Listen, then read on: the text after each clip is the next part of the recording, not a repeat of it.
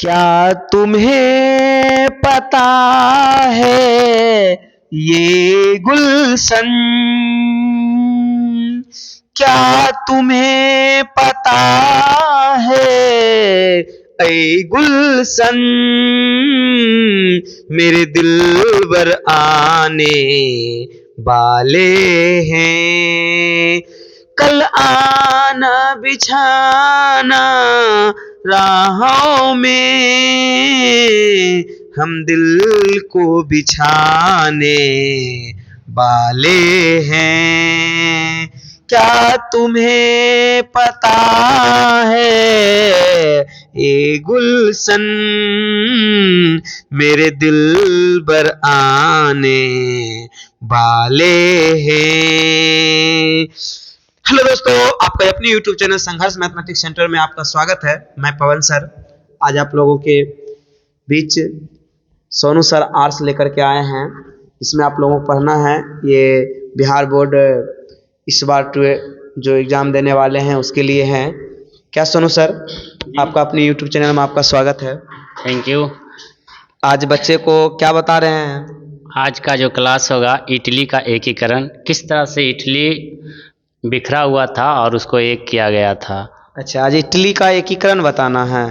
तो बच्चे को जरा बताइएगा इटली क्या है, एकीकरण क्या है, एकीकरण से आप क्या समझते हैं, ये सारी समस्याओं को बच्चे को दूर कर दीजिएगा। एकदम पूरी तरह से पारदर्शिता की तरह, एकदम शीशे की तरह दिखेगा। सर आप कभी शायरी नहीं बोलते हैं, कभी कभी बोल दिया कीजिए। हमसे एक बच्चा शायरी सुनने के लिए बड़ी ये रहते हैं, तो मैंने उसे कहा कि उल्फत की जिंदगी जिया नहीं करते, वाह वाह, उल्फत की जिंदगी जिया नहीं करते, हम किसी को जान छीनकर पिया नहीं करते, यदि पढ़ना है तो संघर्ष मैथमेटिक्स में आकर पढ़े, वरना पवन सर किसी का पीछा किया नहीं करते। वाह वाह वाह वाह।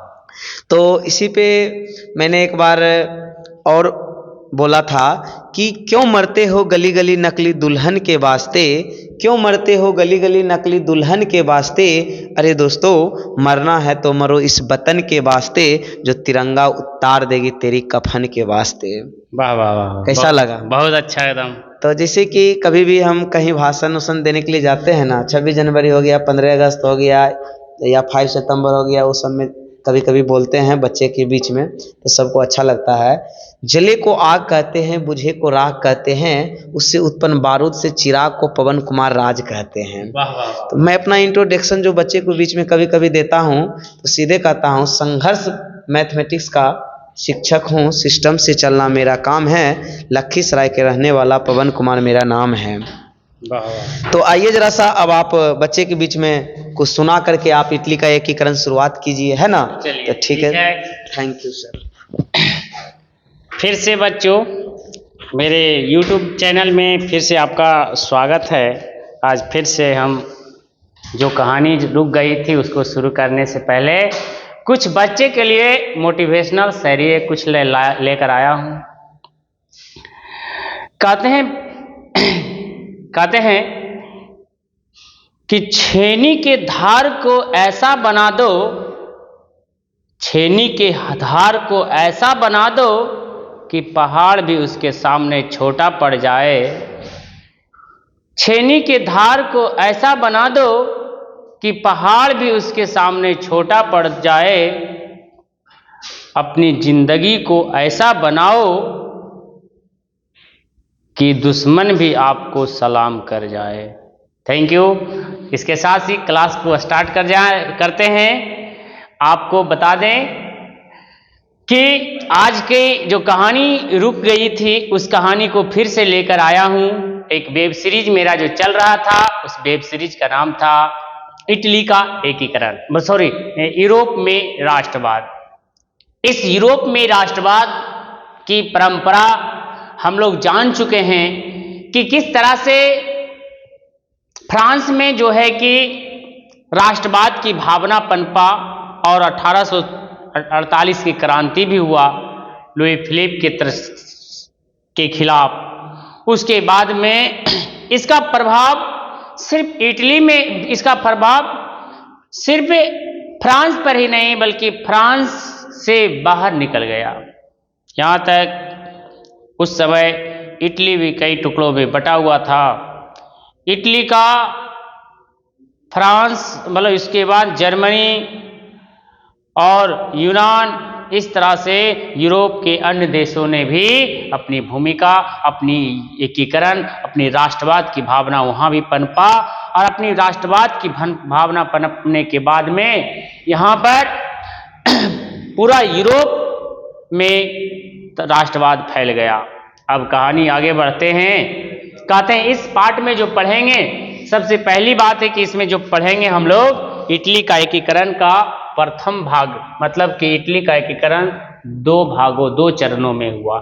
सबसे पहली बात है कि इटली का एकीकरण का जो है कि हम इसमें प्रथम चरण पढ़ेंगे, प्रथम चरण पढ़ेंगे और इसके अगले जो चरण पढ़ेंगे हम आपका कल पढ़ाएंगे, क्योंकि इटली का एकीकरण बहुत लंबा है। अगर समझना है तो बहुत अच्छे तरीके से इसे समझने के लिए इसको छोटा छोटा वीडियो में आप पार्ट के में बांटें। इसमें ज़्यादा से ज़्यादा 15 से 20 मिनट का वीडियो हम बना देते हैं। 15 से 20 मिनट में आपका इटली का एकीकरण का प्रथम चरण समाप्त होगा। इटली के एकीकरण में सबसे पहली बात है, शुरुआत किया जाए, कहते हैं इटली जो है 19वीं शताब्दी के आरंभ में मात्र एक भौगोलिक अभिव्यक्ति था, मात्र एक भौगोलिक अभिव्यक्ति था। वहां राष्ट्र नाम के कोई चीज ही नहीं था। वहां सिर्फ एक भूभाग था जहां पर अनेक टुकड़ों में शासन होता था, राजा महाराजा के द्वारा शासन व्यवस्था चलता था। इटली में यहां तक कि यहां पर जो है कि पोप का भी शासन था। पोप जो कि धर्म गुरु था, वहां के धर्म गुरु जो था, कहते धर्म गुरु जो पोप का जो कह सकते हैं हम, इसमें पोप था, वहां के धर्म गुरु था। इस तरह से वहां के इटली के एकीकरण में पोप जो है कि बड़ा ज्यादा प्रभाव जमैले था। अब हम आगे कहानी की ओर बढ़ते हैं, इससे बढ़ते हैं जिसमें से आपको बता दें सबसे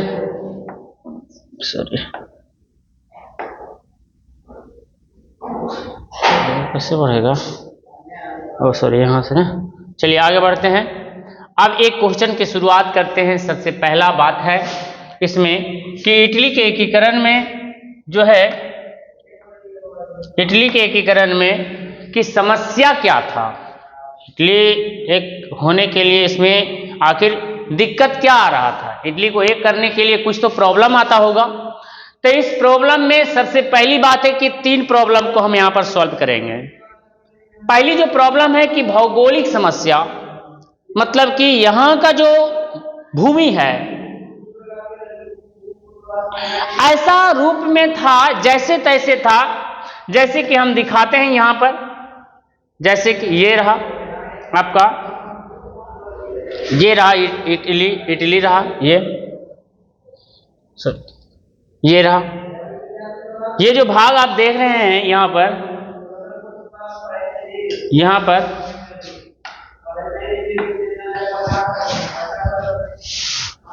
ये आप जो दिख रहे हैं, ये वाला,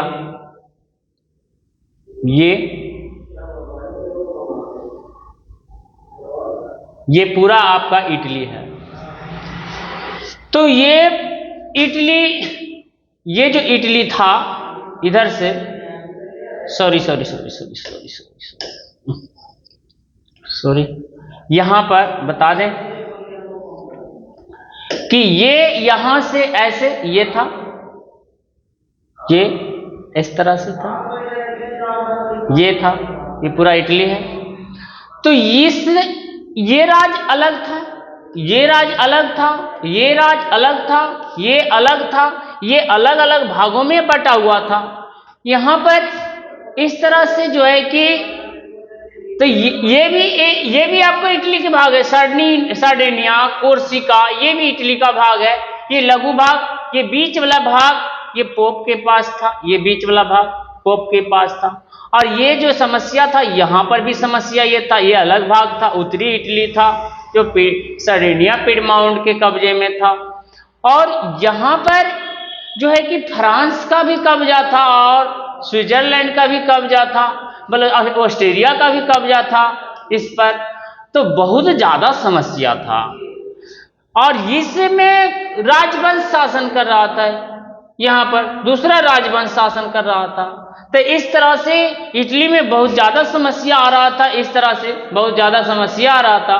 इटली के ये भौगोलिक में स्थिति था कि ये अलग भाग है और ये आपका अलग भाग है, सब अलग अलग भाग होने के बावजूद होने के कारण जो है ये अलग भाग है इटली का, ये अलग भाग हो गया, ये अलग भाग हो गया, इस तरह से ये अलग भाग हो गया, ये अलग है आपका, ये अलग है, ये अलग था, जो कि इसको एक करने में बहुत ज्यादा समस्या आ रहा था। इसका भौगोलिक कारण हो गए देखे थे।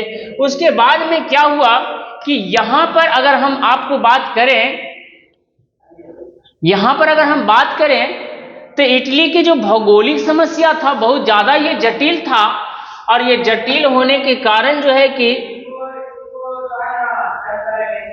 जटिल होने के कारण ही जो है कि यहां पर बड़ी ज्यादा समस्या आ रहा था। उसके बाद में इटली में ऑस्ट्रेलिया और फ्रांस जैसे विदेशी राष्ट्रों का हस्तक्षेप था। ये हमेशा चाहता था कि इटली में हमारा दबदबा बना रहे, ऑस्ट्रेलिया चाहता था और फ्रांस चाहता था, ये कभी नहीं चाहता था कि ये इटली एक हो जाए। उसके बाद में यहाँ पर राजधानी पर जो कि पोप जो है कि का कब्जा था। ये पोप जो है कि एक धर्मगुरु था, जो कि ईसाई धर्मगुरु था, ईसाई कहते ये पोप जो था ईसाई धर्मगुरु था, ईसाई धर्मगुरु था। और इस धर्मगुरु के कारण जो है कि ये चाहता था कि इटली को धार्मिक आधार पर जो है कि एकीकरण किया जाए। अच्छा बताइए आप ही कि धर्म के आधार पर अगर इटली को एकीकरण किया जाए तो ये सब कभी संभव हो ही नहीं सकता है, क्योंकि धर्म के अलग अलग जो बात करने वाले लोग होंगे वो तो अपना अपना हित सोचेंगे। अगर वहां पर ईसाई धर्म है तो कोई और धर्म होगा, जैसे कि मुस्लिम धर्म होगा और भी पारसी धर्म होगा, जैसे कि और भी बहुत सारे धर्म होगा, हिंदू धर्म भी हो सकता है। तो इस तरह से ये जो समस्या आ रहा था, कहते हैं यहां पर ये पोप चाहता था कि हमारी जो है कि धर्म के आधार पर पूरा इटली का एकीकरण हो, एक ही धर्म हो, क्योंकि वहां आप जानते किसी भी देश में किसी भी राज्य में अलग अलग धर्म को मानने वाला होता है। अगर अलग अलग धर्म को मानने वाला रहेगा तो यहां पर संभव ये हो ही नहीं सकता है कि इटली का एकीकरण जो है कि धर्म के आधार पर होगा। अगर ये धर्म के आधार पर होगा तो फिर बहुत ज्यादा यहां पर मारकाट होगा, तो इसीलिए ये संभव नहीं था। फिर क्या हुआ, यहां पर फिर हुआ कि 19वीं सदी के आरंभ से ही इटली राष्ट्रीयता का विकास हो रहा था। 19वीं सदी के आरंभ से ही इटली का राष्ट्रीयता का विकास यानी कि राष्ट्रवाद की भावना वहां पनप रहा था। उसके बाद में फ्रांस का प्रभाव पड़ रहा था, वहां पर फ्रांस का प्रभाव पड़ रहा था। ये देखिए एक ही में हो गया, थोड़ा सा ये आप मैनेज कर लीजिएगा, थोड़ा पीडीएफ बनाने में यहां पढ़ रहा था, ठीक है, पढ़ रहा था। कहते हैं फिर 19वीं सदी के आरंभ यहां पर होगा,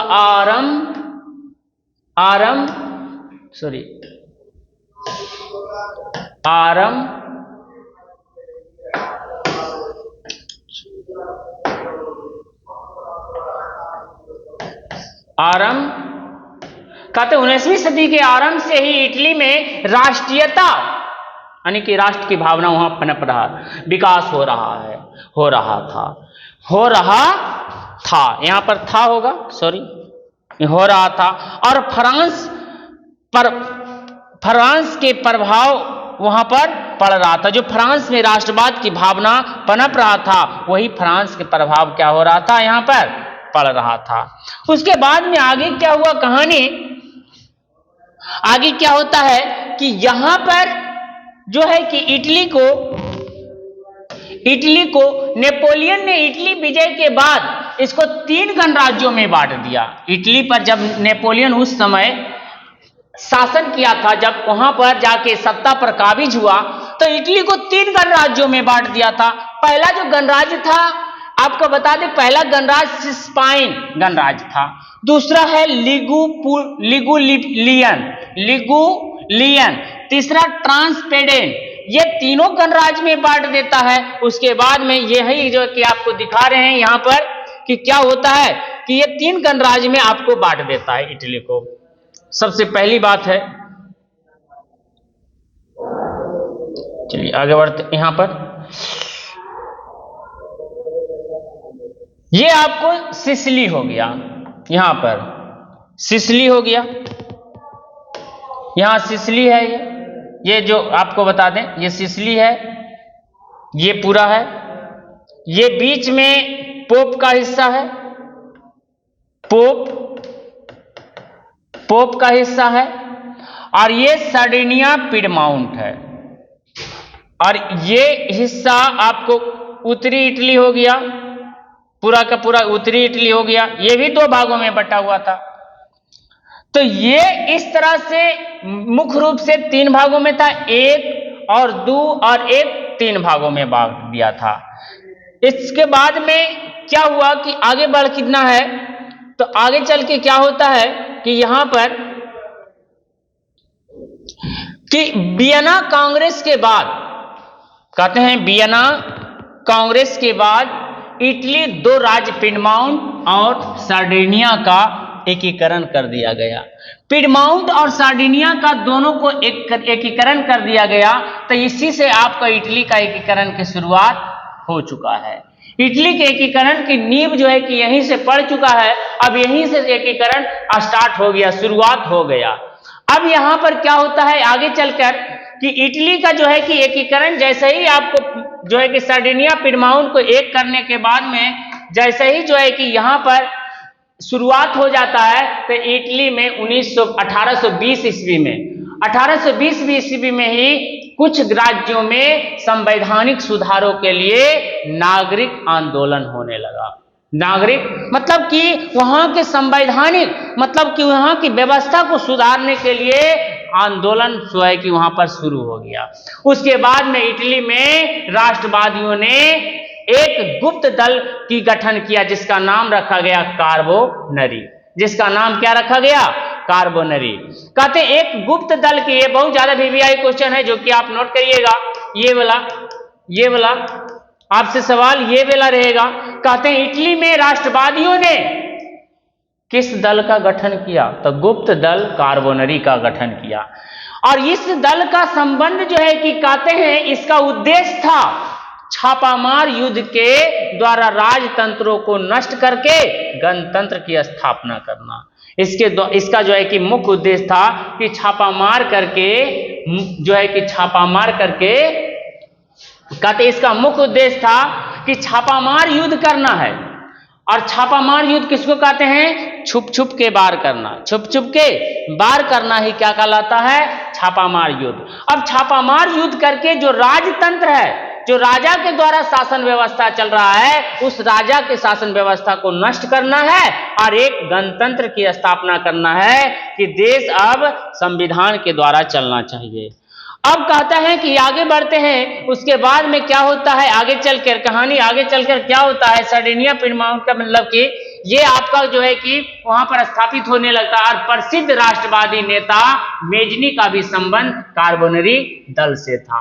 आपसे ये सवाल यहां पर पूछेगा कि कार्बोनरी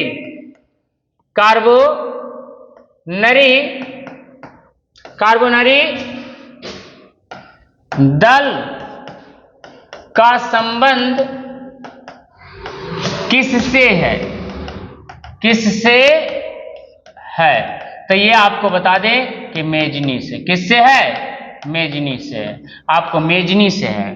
ठीक है, आपको बता दिए कि मेजनी ने उत्तरी एवं मध्य इटली में एकीकृत गणराज्य स्थापित करने का प्रयास किया, लेकिन ऑस्ट्रिया का जो चांसलर मेटरनिक था उसने दबा दिया।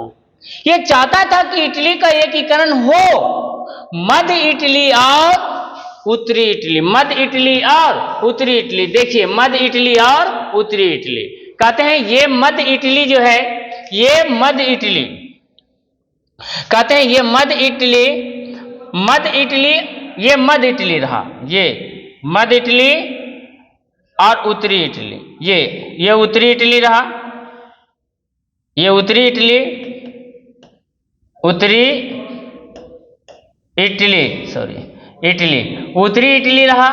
कहते हैं मध्य इटली और उत्तरी इटली, कहते हैं मध्य इटली और उत्तरी इटली, ये दोनों, ये चाहता था कि एक हो जाए, लेकिन क्या किया ऑस्ट्रिया का जो चांसलर था मेटरनिक, जो मेटरनिक था,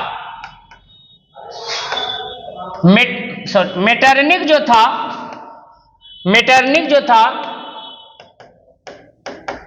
मेटरनिक जो था ये पूरी तरह से उसको दबा दिया। ये नहीं चाहता था कि इटली एक हो, इटली पर ये इसका चाहता था ये कि हमारा वर्चस्व बना हुआ रहे।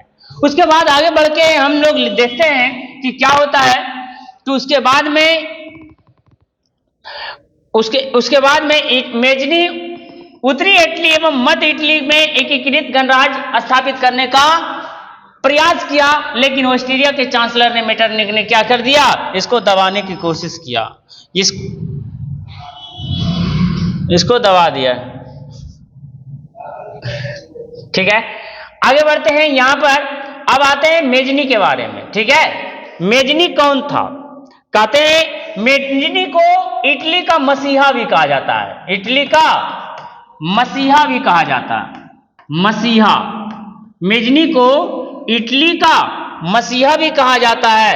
कहते हैं ये एक साहित्यकार था, एक गणतंत्रवादी विचारधारा का समर्थक भी करता था और एक योग्य सेनापति भी था। ये बहुत ज्यादा जो है कि क्या कह सकते हैं कि ये बहुत ज्यादा, इसीलिए इसको कहा गया इटली का मसीहा। मतलब ये बहुत ज्यादा प्रयास किए, बार बार ये चाहते थे कि इटली को एक करे, लेकिन जो है कि ऑस्ट्रिया का जो चांसलर था ये बड़ा जुल्म वाला आदमी था और ये हमेशा इसको नाकाम कर देता था। इससे आगे बढ़ते हैं। आगे क्या हुआ कि इसको, अगर आपसे सवाल पूछेगा कि इटली के एकीकरण में मेजनी का क्या योगदान है, अगर आपसे सवाल पूछेगा इटली का एकीकरण में मेजनी का क्या योगदान है, योगदान है, या एक सवाल और पूछेगा ऐसे करके कि मेजनी कौन था, मेजनी कौन था, मेजनी कौन था? आपका उत्तर हो जाएगा मेजनी इटली का मसीहा था। मेजनी इटली का मसीहा था, इटली का मसीहा था। उसके बाद में होगा कि मेजनी साहित्यकार, गणतंत्रवाद विचारों का समर्थन और योग्य सेनापति भी था। इसमें आदर्शवादी गुण अधिक और व्यवहारिक गुण कम था। और मेजनी ने 1831 ईस्वी में यंग इटली नामक एक संस्था का गठन किया। कहते हैं इसका उद्देश्य इटली प्रायद्वीप से विदेशी हस्तक्षेप को समाप्त करना था और संयुक्त गणराज्य का स्थापना करना था। इसका इतना उद्देश्य था और इतना जो है कि आपको मेजनी का जो है कि योगदान था, और मेजनी का कौन था, ये इसका उत्तर आपका हो गया। कह सकते हैं ये आपका इसका उत्तर हो गया। इस तरह से आपको लिख सकते हैं कि मेजनी जो है कि आपसे सवाल दो भी इसमें रहेगा, मेजनी कौन था या इटली के एकीकरण में मेजनी का क्या योगदान है, तो ये सवाल रहेगा। आपके उत्तर ये है, ये है, ये है और ये है। इससे आगे भी है, हम दिखाते हैं। कहते हैं कि ये मेजनी ने 1834 ईस्वी में यंग यूरोप नामक एक संस्था का गठन किया था। यंग यूरोप नामक एक संस्था का गठन किया। पूरा यूरोप को ये प्रभावित करना चाहता था कि ये पूरा यूरोप के जितने भी देश शासन व्यवस्था से गुलामी की जंजीरों में है, जो टुकड़े टुकड़े में बटा हुआ है उस व्यवस्था से हट के और ये सारा यूरोप के जितने भी देश है सब इसके साथ आ गए। ये इसका जो है कि मेन मकसद था। दूसरी बात है कि यहाँ पर क्या होता है कि 1848 ईस्वी में जब फ्रांस सहित पूरे यूरोप में क्रांति का दौर आया तो मेटरनिख को भी अंततः इटली को छोड़ना पड़ गया और वह तब इटली में मेजनी का प्रवेश होता है, एंट्री मारता है मेजनी, और उसके बाद में मेजनी ने संपूर्ण इटली का एकीकरण वो करना चाहता था और उसे एक गणराज्य भी बनाना चाहता था। उसे एक क्या बनाना चाहता था? गणराज बनाना चाहता था। इससे आगे बढ़ते हैं कहानी को। कहते हैं कि उसके बाद में क्या हुआ कि यहाँ पर पूरे इटली में अब जो है कि जबकि सार्डिनिया पिडमाउंट का शासक चार्ल्स एल्बर्ट बनता है। सार्डिनिया पिडमाउंट का शासक कौन बनता है? चार्ल्स एल्बर्ट बनता है और इसी के नेतृत्व में प्रांतों का विलय चाहता था। मेजनी चाहता था कि ये दोनों इस शासक के नेतृत्व में ये पूरी तरह से सार्डिनिया पिडमाउंट के शासक के नेतृत्व में पूरे सभी प्रांतों का विलय हो, लेकिन उधर पोप भी चाहता था, क्या चाहता था कि धर्मराज बनना चाहिए, मतलब धर्म के आधार पर पूरा इटली को एक करना है, जो कि कभी संभव हो ही नहीं सकता है। धर्म के आधार पर कोई भी देश को अगर एक करना है, जब टुकड़े टुकड़े में बटा हुआ है तो किसी भी देश को धर्म के आधार पर नहीं जोड़ सकते हैं। इसीलिए ये पोप हमेशा चाहता था, पोप जो है कि ये चाहता था कि इटली पूरा तरह से धर्म के आधार पर जो है कि एकीकरण हो। दोनों के विचार के टकराव के कारण इटली का एकीकरण का मार्ग अवरुद्ध हो गया। आपसे एक सवाल पूछेगा, यहां पर एक सवाल पूछेगा कि इटली के एकीकरण में कहेगा, इटली के एकीकरण में मेजनी क्यों असफल रहा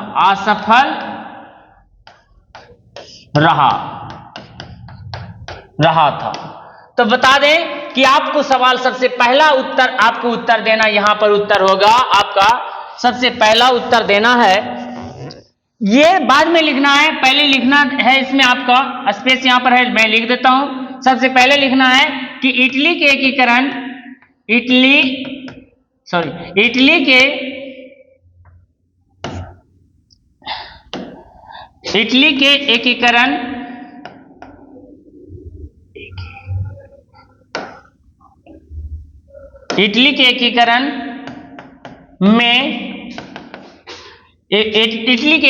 में ऑस्ट्रिया सबसे बड़ा बाधा था, सबसे बड़ा बाधा था, ये चाहता था नहीं होने के लिए। उसके बाद में लिखना कि सार्डिनिया पिडमाउंट का शासक चार्ल्स एल्बर्ट अपने नेतृत्व में सभी प्रांतों का विलय चाहता था, और उधर पोप भी अपने इटली को धर्मराज बनाना चाहता था। इसके दोनों विचारों के मिल जाने से, टकरा जाने से इटली का एकीकरण का मार्ग अवरुद्ध रहा। कहेगा आपसे सवाल कि इटली के एकीकरण का मार्ग मेजनी के नेतृत्व में क्यों अवरुद्ध रहा, तो आपको इतना सवाल इतना जवाब आपको यहां से यहां तक लिख देना है, आपको उत्तर मिल जाएगा। ठीक है बाबू, आगे बढ़ते हैं। जब आगे हुआ, कहानी आगे बढ़ा, तो आगे चलकर क्या होता है कि आगे चलकर ऑस्ट्रिया द्वारा इटली पर आक्रमण किया जाता है। ऑस्ट्रिया द्वारा इटली पर क्या किया जाता है? आक्रमण किया जाता है, और तब सार्डिनिया के शासक चार्ल्स एल्बर्ट की पराजय हो जाती है, हार हो जाती है, और जब मेजनी जो है कि वहां से इटली से क्या करता है? पलायन कर जाता है, इटली से चला जाता है। इटली के एकीकरण का पहला चरण ये समाप्त होता है। इसके दूसरा चरण हम कल की क्लास में लेते हैं। आगे कल हम पढ़ाएंगे एक इटली के एकीकरण के दूसरा चरण। ठीक है बच्चों, आज की सेवा से विराम। जय हिंद, जय भारत।